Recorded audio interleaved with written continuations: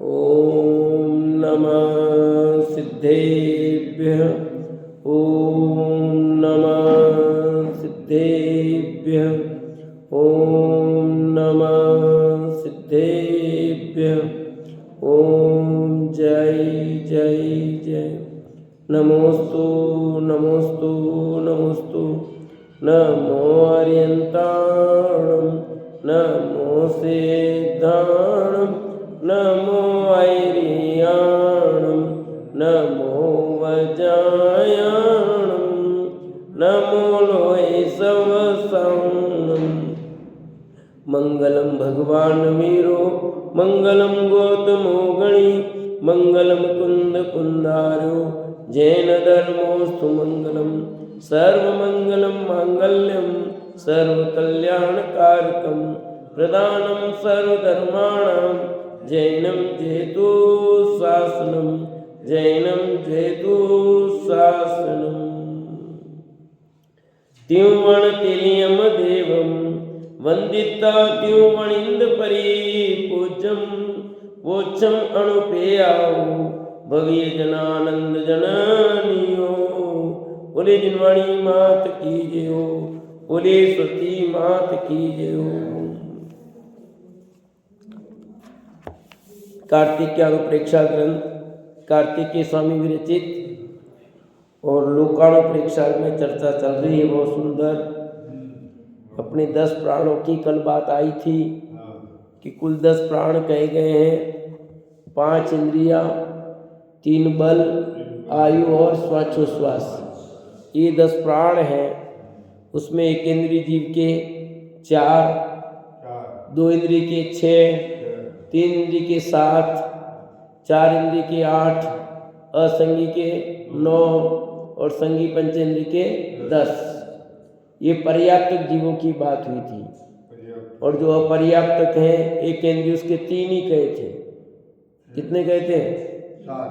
3। एक इंद्रिय के 3, 2 इंद्रिय के 4, 3 इंद्रिय के 5, 4 इंद्रिय के 6, असैनी संगी पंचेंद्रिय के 7, ये प्राण कहे थे।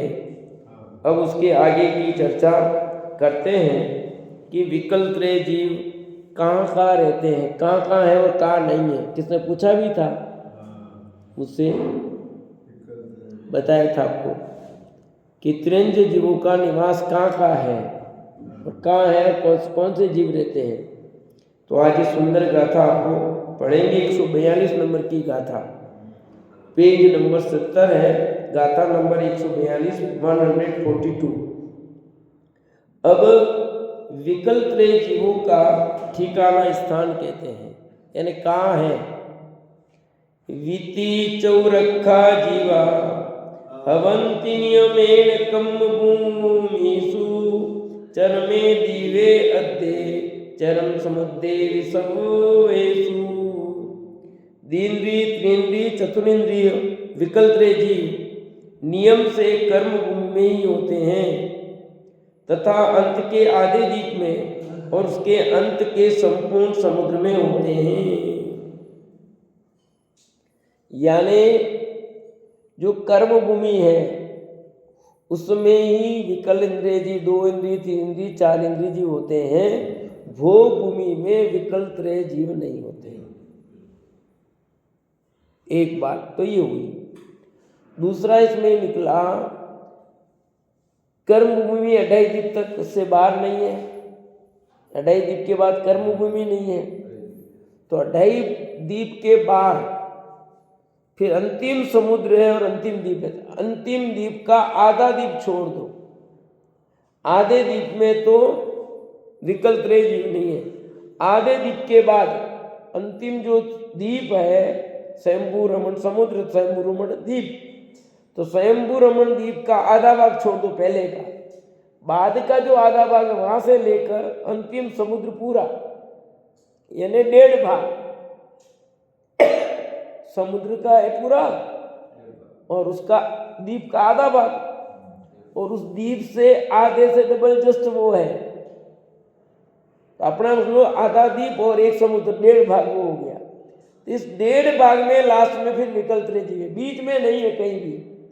अढ़ाई द्वीप के बाहर से लेकर अंतिम द्वीप के आधे भाग तक विकल त्रय जीव नहीं होते ना, 2 इंद्रिय 3 इंद्रिय 4 इंद्रिय जीव नहीं है। तो एकेंद्रिय है तो पानी स्वयं एकेंद्रिय है, तो होंगे कि नहीं होंगे। और फिर श्वास तो लेने को चाहिए, वायु है ही। फिर समुद्र के अंदर तो अग्नि होती है, तो आग भी है, तो एकेंद्रीय जीव तो है। और पृथ्वी स्वयं है, तो पृथ्वी का एक हो गया, जल का एक हो गया सिद्ध, अग्नि का एक हो गया, हवा के बिना वायु का एक सिद्ध हो गया, और वनस्पति का एक त्रिंच जीव है स्वयं एकेंद्रीय, तो 5 सिद्ध हो गए। तो एकेंद्रीय जीव तो है, 2 इंद्रिय 3 इंद्रिय 4 इंद्रिय जीव नहीं है। और यहाँ देखो भावार्थ में लिखा 5 भरत 5 ऐरावत 5 विदेय कर्म भूमि के क्षेत्र है। 5 भरत 5 ऐरावत और 5 विदेय, ये 15 क्या है कर्म। पर अब सुनो इसमें फिर भी 5 विदेय क्षेत्र तो हमेशा कर्म भूमि रहते हैं, पर 5 भरत क्षेत्र और 5 ऐरावत क्षेत्र है, वो 3 काल तक तो भोग भूमि होती है और 3 काल तक कर्म भूमि होती है। तो जब भोग भूमि होती है उस समय विकल्प नहीं होते वहां।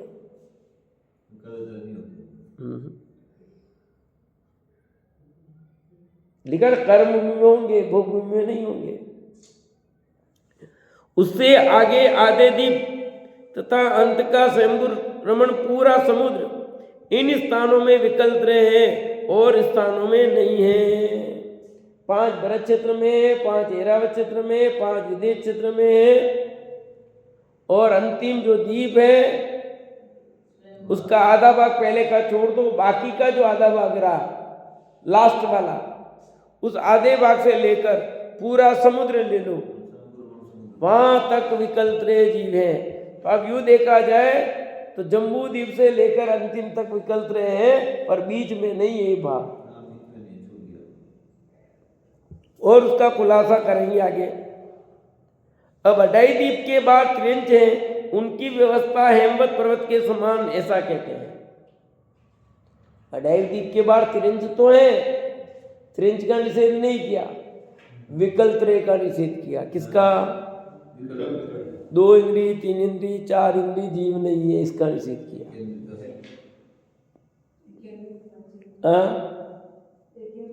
एकेंद्रिय है, पंचेंद्रिय है। माणुसक्कितस्य बह्यम चरमे दिवस ध्येयम जाओ सवत्ते वित्रिच्छा हिमवद त्रियेम सारिच्छा। मनुष्य क्षेत्र से बाहर मानुष खित्तस्य बह्यम, मनुष्य क्षेत्र के बाहर मानुषोत्तर पर्वत से आगे अंत के स्वयं प्रभ द्वीप के आधे भाग तक बीच के सब द्वीप समुद्रों में त्रिंच हेमवत क्षेत्र के त्रिंचों के समान है। कुल कितने क्षेत्र बताए? क्षेत्र कितने बताए? पर्वत कितने बताए? याद है? अच्छा, जम्बू द्वीप में कितने क्षेत्र हैं? जम्बू द्वीप में, बाकी जगह नहीं है क्षेत्र? बाकी द्वीपों में क्षेत्र नहीं है क्या? तो फिर हाँ, नाम यही है सब, यही ऐसे ही है। तो कुल क्षेत्र कितने हैं जम्बू द्वीप में? कुल कितने क्षेत्र हैं? पर्वत कितने हैं? 6 पर्वत, तो 7 क्षेत्र हो गए। एक भरत क्षेत्र है, एक ऐरावत क्षेत्र है, विदेय क्षेत्र 3 तो याद है आपको। हेमवत, हिरण्य, रम्य, हिरण्य हो गया ना, भरत हो गया ना, भरत पहले ही बोले, क्रम से चलो 3 ही दिन। तो हेमवत, हाँ, तो हेमवत क्षेत्र वो भोग भूमि है ना, हाँ, जगन्य भोग भूमि है वो, तो वहां भोग भूमि के हैं और जगन्य भोग। तो जगन्य भोग भूमि जैसे त्रिंच है वैसे सब आगे भी है, पर विकल्प ये सब संगी पंचेंद्रिय है।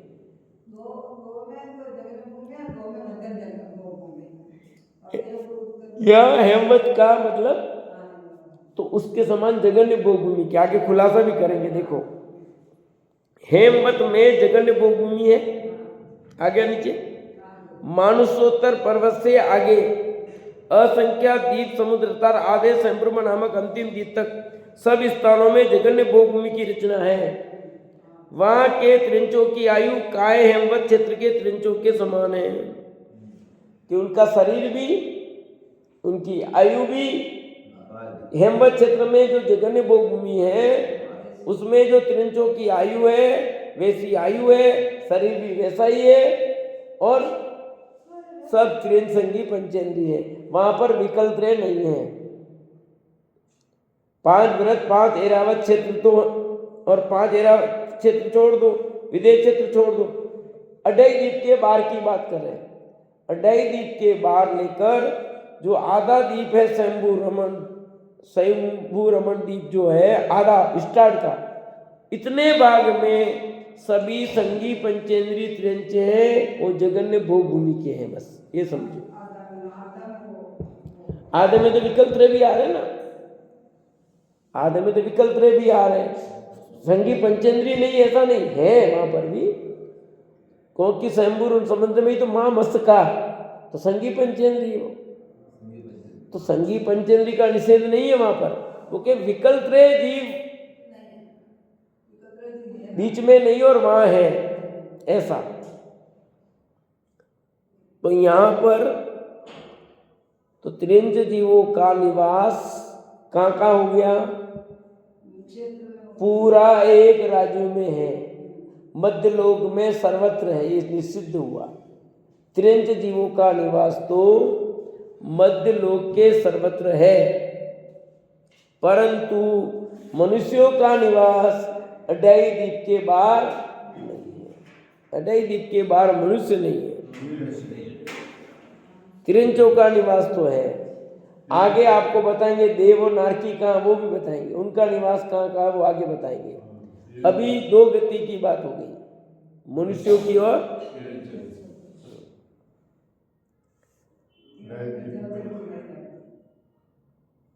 अब जलचर जीवों का स्थान कहते हैं, थलचर और नभचर और जलचर 3 प्रकार के बताए थे ना,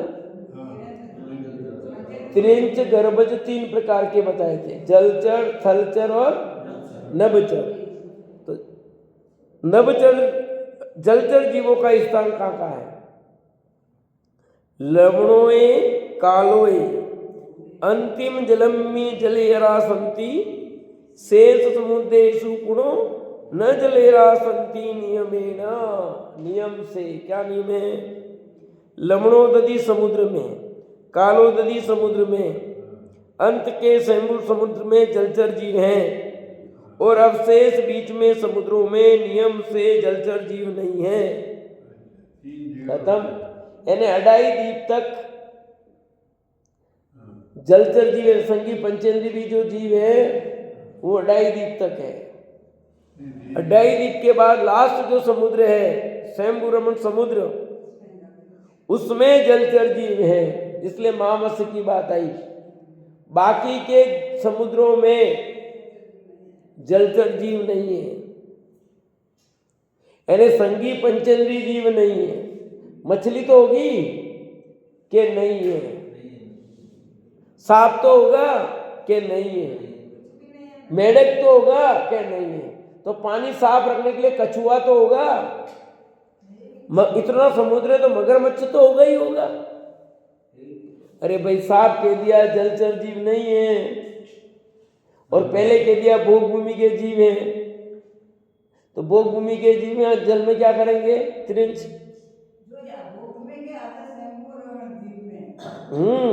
उसमें भी भोग भूमि के जीवों की बात भी क्या कही थी कि भोग भूमि के जीव जलचर नहीं होते हैं, थलचर और नभचर होते हैं, पहले आ गई बात। ये नहीं बनाया था कि नहीं बनाया था।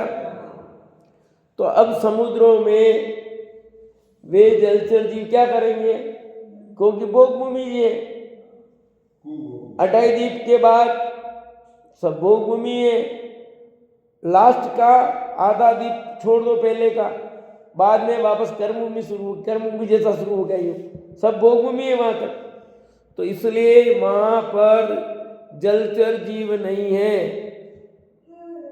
जल का एक जीव तो है, वो एकेंद्रीय है। या संगी पंचेंद्रीय जीवों की बात चल रही है। जलचर मतलब संगी पंचेंद्रीय जीव।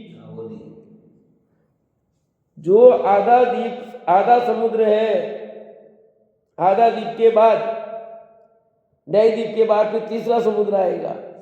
पहला जम्मू द्वीप हो गया, लवण समुद्र हो गया, फिर कालोदरी समुद्र, कालोदरी समुद्र तक है। उसके बाद कोई जलचर जीव, फिर लास्ट समुद्र में है, स्वयंभू समुद्र में। इसके बीच में जो असंख्यात द्वीप समुद्र है, उन समुद्रों में कोई जलचर जीव नहीं है। कि न मछली है, न मगरमच्छ है, और न कोई 2 मुइया 3 मुइया 4 मुइया, कोई नहीं है वहां पर, है ही नहीं कोई। तो पानी कितना नीट एंड क्लीन होगा वो। भगवान के जन्माभिषेक का जल कहां से आता है? क्षीर सागर से। वो एकदम प्राशुद्ध जल है, वो एकदम प्राशुद्ध जल, इसलिए वहां से आता है। बाकी समुद्र से ला सकते हैं ना पानी को, क्योंकि वहां भी जलचर जीव तो है ही नहीं। पर नहीं, जो व्यवस्था है जिस जल की, क्योंकि वो क्षीर सागर जैसा नाम ही उसका क्षीर सागर है, ऐसा स्वच्छ निर्मल, और पानी भी बढ़िया है। पर इस पानी का भगवान के अभिषेक लायक पानी वही है। वो समुद्र है ना, उसमें तो गावे के समान पानी होता है। तो यहाँ पर ये स्पेशल पानी बनाया है। बनाया किसने?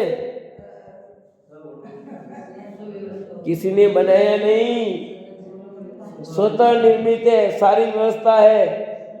तो ये नियम किसने बनाया कि भगवान के जन्माभिषेक का जल वहीं से आएगा, दूसरी जगह से नहीं आएगा? कि किसने बनाया नहीं, ये प्राकृतिक व्यवस्था बनी बनाई है। जो नियम चल गया यही नियम समझो। किसने बनाया? सोदर्म इंद्र ने बनाया कि भगवान का जल तो समुद्र से ही आएगा, क्योंकि सारी व्यवस्था वो करता है।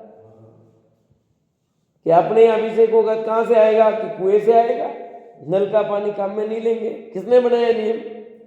अभी बुजुर्ग बना गए, चल रहा है, और जब थक जाएंगे देखा जाएगा। अभी तो इस नियम को बराबर चला रहे हैं, चलाएंगे आगे तक।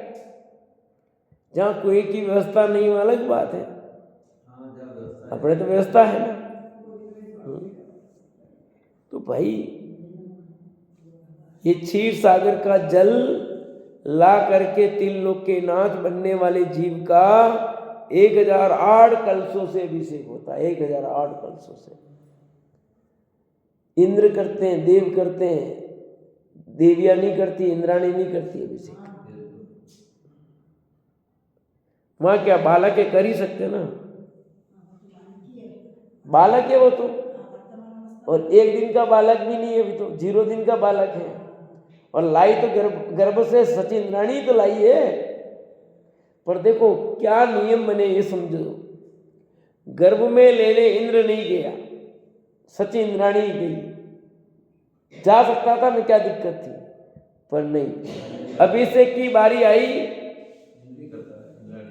तो इंद्र ही कर रहा है, इंद्राणी नहीं करती। फिर कपड़े आ रहा है भाई, शांति रखो। जब कपड़े पहनने की बारी आई तो सची इंद्राणी आ गई। तो सब व्यवस्थित व्यवस्था है ना। तो हम उन प्राकृतिक नियमों का पालन कर ले थोड़ा, तो कोई दिक्कत पर नहीं। बालक है, छू ही सकते हम तो। छूना नहीं छूने की बात नहीं है, वो तो बालक की बात है। तो भगवान है ना, भगवान बनने के बाद सची इंद्राणी ने नहीं छुआ। सची इंद्राणी की बात करते हो, इंद्र भी नहीं छू सकता भगवान। भगवान बनने के बाद तो पुरुष भी नहीं छू सकता है। स्त्री की बात तो कोसों दूर रही। यहाँ प्रश्न उठता, सौदामित्र के पास इतनी शक्ति होती है तो वो 5000 धनुष ऊपर नहीं जा सकता है? क्यों रहता ना 5 धनुष, क्या वो तो उससे ऊपर रहता है 5000 धनुष से। ये तो मध्य लोक की बात है, वो तो ऊर्ध्व लोक में रहता सौदामित्र, तो जा कैसे नहीं सकता है, वो तो मध्य लोक की बात है। मध्य लोक भी उससे बहुत ऊंचा है अभी तो, जहाँ भगवान विराजमान है उससे कई लाखों योजन ऊंचा है अभी तो, 99 लाख योजन का तो सुमेरु पर्वत है अभी तो है। तो पांडुशिला पर विराजमान है और उससे ऊपर स्वर्ग है, तो मध्य लोक की बात हुई है, वो तो मध्य लोक के ऊपर की बात है रहता है, तो क्यों नहीं जा सकता है? जाने की बात नहीं है, उसको स्पर्श नहीं करता कोई भी, भगवान को कर ही नहीं सकता है। अदर में भूमि को स्पर्श नहीं दे, सिंहासन को स्पर्श नहीं दे, किसी को स्पर्श नहीं होता उनका, इन सब वस्तु का स्पर्श रही थे वो, इसलिए उनको किसी का स्पर्श का मतलब ही नहीं है। तो यहां बात हो गई क्लियर कि लवणोदधि समुद्र में, कालोदधि समुद्र में और अंत के स्वयंभू समुद्र में जलचर जीव हैं। अब और अवशेष बीच के समुद्रों में नियम से जलचर जीव नहीं है। समझ आ गया जलचर जीव का मतलब? तो पानी में रहने वाले संगी पंचेंद्रिय त्रिंच, मनुष्य तो पहले ही खत्म हो गए, उनकी बात ही नहीं है। यहाँ पर संगी पंचेंद्रिय त्रिंजों की विकल्प ने पहले ही निपटा दिया, वो होते ही नहीं। तो बात हो गई पंचेंद्रिय की, ठीक है। और असंगी भी निपटा दिया। क्यों? भोग भूमि का था, भोग भूमि में असंगी पंचेंद्रिय नहीं होते। ये सब नियम पहले वाले भी ध्यान रखना पड़ेगा। सुमन दीदी कुछ समझ में आया? बताओ, देखिए त्रिंच जीव कहाँ कहाँ होते हैं? प्रश्न ध्यान से सुनना, जवाब ध्यान से देना। त्रिंच जीव मध्य लोक में कहां से लेकर कहां तक होते हैं? अमरलाल जी बोलो। 2 स्थान होता है और अंत में। मेरा प्रश्न ध्यान से सुनना, मैंने कहा है मेरे प्रश्न को सुन करके उत्तर देना है, जल्दीबाजी मत करना कोई। त्रिंच जीवों का निवास कहां से लेकर कहां तक होता है मध्य लोक में? अभी मध्य लोक की बात चल रही है। क्या पूरे मध्य लोक में होता है? मध्य लोक के मतलब सभी द्वीप समुद्र में होता है, या किन में से होता है और किन में नहीं होता है? बोलो काकसा। मध्य लोक में मतलब द्वीप समुद्रों की बात चल रही है अपनी। तो कहाँ कहाँ होता है, कहाँ कहाँ नहीं होता है? बाकी में नहीं होता। चलो आपके देखो, सही ढंग से सुनोगे तो उत्तर सही ढंग से दोगे आप बराबर नहीं समझोगे तो उत्तर नहीं दे पाओगे। बोलो सरोज दीदी।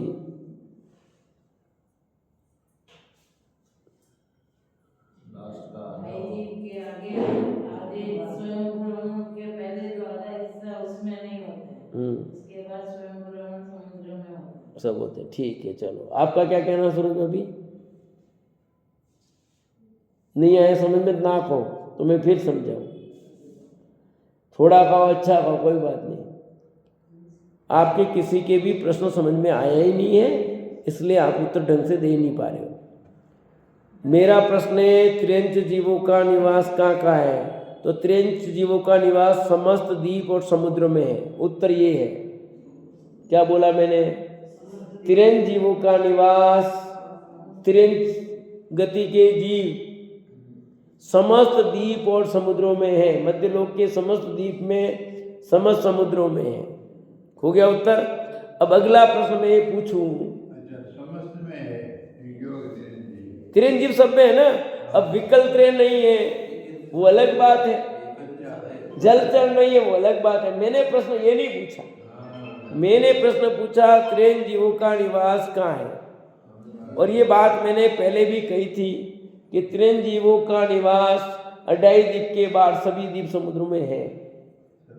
अडाई द्वीप में तो है ही मनुष्य त्रिंच, पर इसके बाद भी त्रिंचों का निवास है।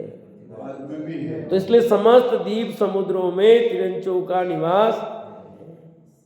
अब बात प्रश्न उठता है, विकल त्रय जीव कहाँ है, कहाँ नहीं है? तो कर्म भूमि में, अड्डाई द्वीप की कर्म भूमि में, और लास्ट का द्वीप आधा छोड़कर आधा द्वीप और पूरा समुद्र, इस 1.5 भाग में विकल त्रय त्रिंच है। बाकी के बीच के भाग में विकल त्रय त्रिंच नहीं है, यानी 2 इंद्रिय, 3 इंद्रिय, 4 इंद्रिय और संगी पंचेंद्रिय नहीं है। ये विकल्प की बात है। फिर संगी पंचेंद्रिय त्रिंच समस्त द्वीप समुद्रों में है। समुद्रों में मुख्य रूप से समुद्र की बात है, द्वीप की नहीं है। वैसे त्रिंच भूमि है ना, तो हो गया ना संगी पंचेंद्रिय। फिर प्रश्न उठता है, जलचर जीव कहाँ है? तो जलचर जीवों की बात कही, 2 समुद्र बताए। जो समुद्र है उनमें होगा लवण समुद्र, कालो नदी समुद्र, 2 समुद्र में है, और लास्ट के समुद्र में है। बाकी के बीच के समुद्र में जलचर जीव नहीं है, थलचर और नभचर है। ठीक है, तो द्वीप में है पर समुद्र में नहीं है। द्वीप में तो है पर समुद्र में त्रिंच नहीं है। पर सामान्य कथन में समस्त मध्यलोक आ जाएगा, तो ये अपने को ध्यान रखना पड़ेगा। अब देवों का स्थान कहते हैं, देव कहाँ है? ये तो त्रिंचों की बात हो गई, मनुष्यों की बात हो गई। देवों का निवास कहाँ, ध्यान रखना, बहुत अच्छा आ रहा है।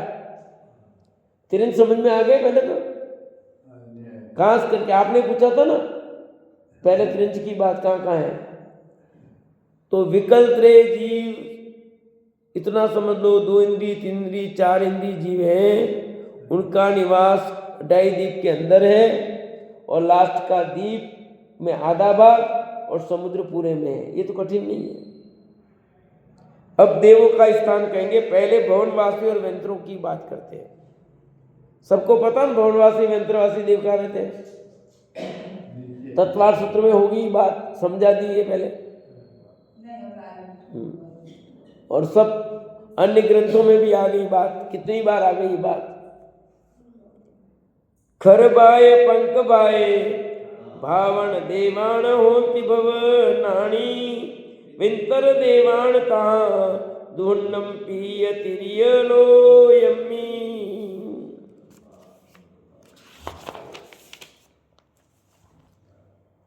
खर बाय पंख बाय, खर भाग और पंख भाग में,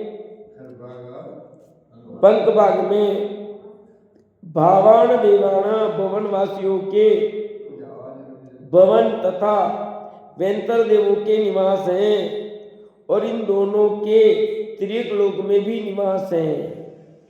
भवनवासी वेंतरवासी देव अधोलोक का जो प्रथम भूमि है रत्न प्रभा, रत्न प्रभा के जो 3 भाग हैं, 3 भाग के जो 2 भाग हैं पहले के, उनमें निवास करते हैं। और तिर्यक लोक का अर्थ होता है मध्यलोक। तिर्यक लोक का अर्थ क्या है? तिर्यक लोक को कहते हैं, मध्य लोक को कहते हैं तिर्यक लोक। ठीक है, त्रियंच लोक नहीं, तिर्यक का अर्थ त्रियंच नहीं। हाँ, तिर्यक लोक का अर्थ होता है, तिर्यक लोक का अर्थ होता है मध्य लोक। हाँ, पहली पृथ्वी रत्न प्रभा 1,80,000 योजन मोटी है। पहली जो पृथ्वी है ना, कौन सी? रत्न प्रभा। 7 पृथ्वियां हैं अधोलोक में, उसमें सबसे जो पहली पृथ्वी है रत्न प्रभा, वो 1,80,000 योजन मोटी, 1,80,000 योजन मोटी। स्वयं सुमेरु पर्वत कितना है? 1,00,000 योजन का ही है, और ये जो रत्न प्रभा पृथ्वी 1,80,000 योजन है, यानी 80,000 एक्स्ट्रा है सुमेरु पर्वत से भी ज्यादा। इतनी मोटी, तो सुमेरु पर्वत को 1,00,000 योजन कौन है? कितना गजब का है। और उसके अंत में ऊर्ध्वलोक शुरू होता है, जहाँ सुमेरु पर्वत समाप्त होता है, उसके बाद से ऊर्ध्वलोक शुरू होता है। भाई भी टचिंग ही समझो ना क्या है बाल का अंतर, उसके बाद शुरू होता है। उसको क्या कहना है? 1,80,000 योजन मोटी है, उसके 3 भाग हैं। कितने भाग? उसमें खर भाग 16,000 योजन का है। पहला भाग खर भाग, वो 16,000 योजन का। उसमें असुर कुमार के बिना 9 कुमार भवन वासियों के भवन है। अपन शांति पाठ में 50 बार पढ़ चुके हैं। 10 प्रकार के भवनवासी होते हैं और किसके कितने कितने भवन है सब बताया। 76 लाख भवन बताया कि नहीं बताया? एक एक के अलग है, सबके नाम से। तो कहते हैं कि जो असुर कुमार जाति के थे उनको छोड़कर बाकी के जो 9 बचे भवनवासी देव, उनके निवास हैं कितने? 16,000 योजन में। यूं नहीं कह रहे 16,000, अभी यूं बात चल रही है। ऊंचाई की बात चल रही है, चौड़ाई की बात नहीं चल रही है, ऊंचाई की बात चल रही है।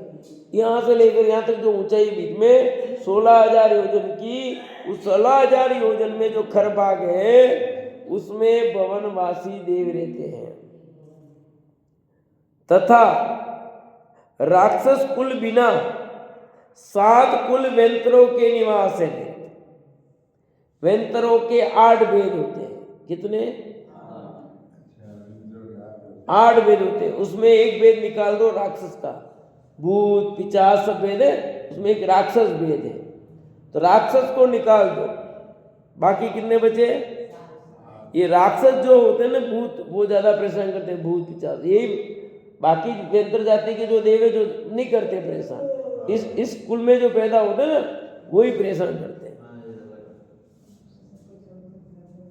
राक्षस कुल बिना 7 कुल वेंतरों के। राक्षस कुल दूसरा पंख भाग 84,000 योजन का है।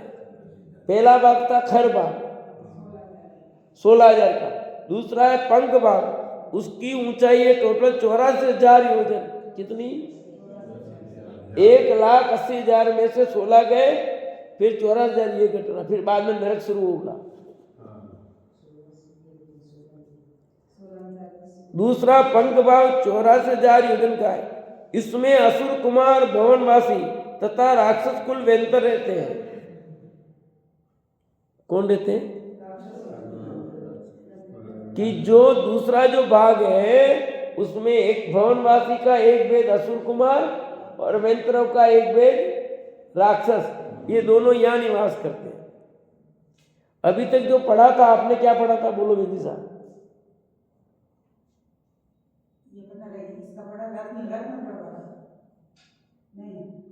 क्या पढ़ा था आपने? अभी नहीं, पहले क्या सुन रखा है? तो कर भाग में कौन रहते हैं? भवनवासी। और पंख भाग में 84,000 योजन का है, उसमें कौन रहते हैं? पहले क्या सुना है? वेंत्रवासी रहते हैं। भवनवासी वहां रहते हैं, वेंत्रवासी दूसरे भाग में रहते हैं, ऐसा आया। यहाँ पर कुछ हटकर के बात आई थोड़ी। यहाँ क्या आया है कि 9 प्रकार के भवनवासी, 7 प्रकार के वेंत्रवासी तो रहते हैं पहले भाग में, और दूसरे भाग में रहते हैं असुर कुमार जाति के देव भवनवासी के, और वेंतरों के राक्षस वहां रहते हैं, ये बताया। सुमन दीदी, दूसरे भाग में 3 होता है ना? दूसरे भाग में 2 बताए, 3 नहीं। पहले भाग, दूसरा भाग वो गंडो, तीसरा भाग में नरक है। फिर होते जाएंगे तो किसका बता रहे हैं? उन्हीं के वापस भेज कर रहे हैं क्या? नहीं, आप सुनो बराबर। जो पहली प्रति उसके 3 भाग, तीसरे भाग में नरक है। पहला और दूसरे भाग की बात चल रही है। पहले भाग में खर भाग में 9 प्रकार के तो भवनवासी और 7 प्रकार के वेंतर रहते हैं का, और दूसरे भाग में भवनवासी का एक वेद असुर कुमार और वेंतरों का एक वेद राक्षस वो निवास करते हैं, ऐसा बता रहे हैं। ठीक है। और हाँ, तिर्यक लोक तथा मध्य लोक के असंख्यात द्वीप समुद्रों में भवन वासियों के भी भवन है और वेंतरों के भी निवास है। कि मध्य लोक में जो असंख्यात द्वीप समुद्र हैं, इन द्वीप समुद्रों में भवन वासियों के भी भवन है और वेंतरों के भी निवास है, निवास करते हैं। ठीक है, द्वीप समुद्रों में निवास है खूब, यानी असंख्यात वेंतरवासी देव है, एक दो नहीं। इसलिए वेंतर बनना कोई सामान्य बात है, सामान्य पुण्य कर लेते सुबह हो जाते थे तो क्या जैनी तो बनते, ऐसा तो है नहीं। अजैनी लोग भी जाते तो क्या बनेंगे फिर, उसमें पैदा होते हैं। वो सामान्य दान पुण्य आदि करते हैं तो वो भी तो देव बनेंगे ना। इसलिए उनके भी तो बाबूजी आते हैं, उनके भी तो जागरण होते हैं, तो वो भी बनते थे। आपके लकड़वास में नहीं होता जागरण? हाँ, साकरोदा में तो होता है रात्रि जागरण हो। शादी ब्याह हो तो फिर जगह करना पड़ता है, रात्रि जगह। क्यों मंजू अभी करते ना? क्यों बेटी साहब? आप तो खूब रहे साकरत, आपको तो पता होगा ना, क्यों नहीं करते? क्यों नहीं करते चित्रा बहन? आपके नहीं बच्चे, मैंने तो सुंदरमा में देखा करते तो है, करते।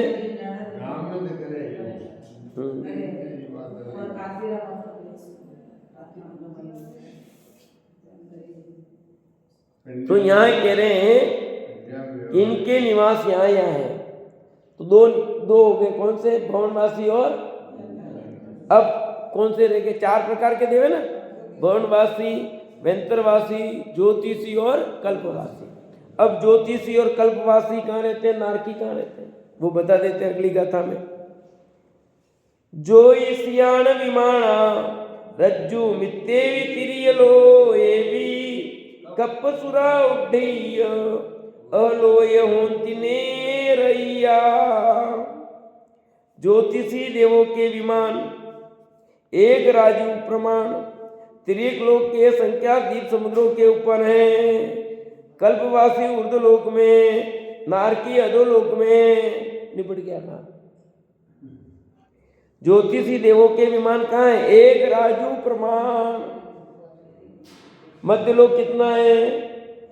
एक राजू का, तो एक राजू प्रमाण तिर्यक लोक के असंख्यात द्वीप समुद्रों के ऊपर है। असंख्यात द्वीप समुद्र उसके ऊपर। सूर्य, तारे, नक्षत्र, प्रकीर्णक, ये 5 जो भेद है, ये 5 प्रकार के भेद है ज्योतिषियों के।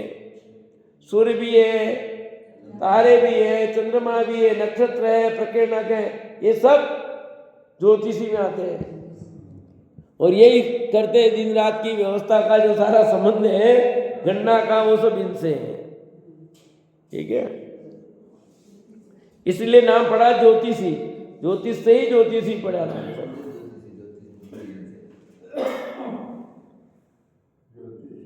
अपन बन के आए ज्योतिषी देव भी। हाँ, या भवनवासी भी बने, वेंतरवासी भी बने, कल्पवासी भी हुए। एक राजू प्रमाण त्रिक लोक में यानी मध्य लोक के असंख्यात द्वीप समुद्रों के ऊपर है। कल्पवासी ऊर्ध्व लोक में। जो कल्पवासी कौन? 16 स्वर्ग, 9 ग्रह, 9 अनुदिश, 5 अनुत्तर, ये सब ऊर्ध्व लोक में 7 राजू में। नारकी 7 राजू, 2 लोग 7 राजू में, ये बात छोड़ दो इतना। अब जीवों की संख्या कहेंगे, वो आगे की बात करते हैं, आज यहीं तक की। अब ये समझो इन सब जीवों का हमने जाना फायदा क्या? क्या फायदा होगा?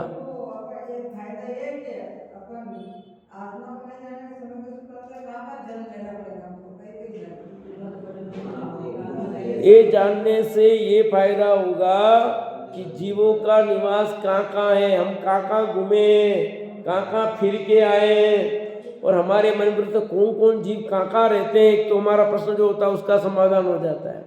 फिर इसके साथ ही हमारी कहाँ की यात्रा हुई है।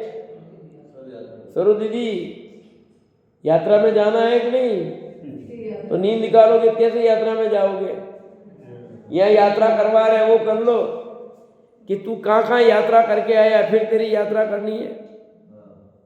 अब तो यात्रा बंद कर दे भाई, खूब यात्रा कर ली तेरे कह रहे, कोई जगह नहीं छोड़ी तेने यात्रा की जहाँ निवास न किया हो, जहाँ नहीं घुमा हो। अरे हम पहली बार गए यहाँ, तो आचार्य देव कहते हैं पहली बार नहीं अनंतों बार तू वहां जाके आया है। तू भूल गया उसका तो तेरा दोष है, हमारा थोड़ी दोष है। तो ये सब जानने से तुझे वैराग्य उत्पन्न होना चाहिए।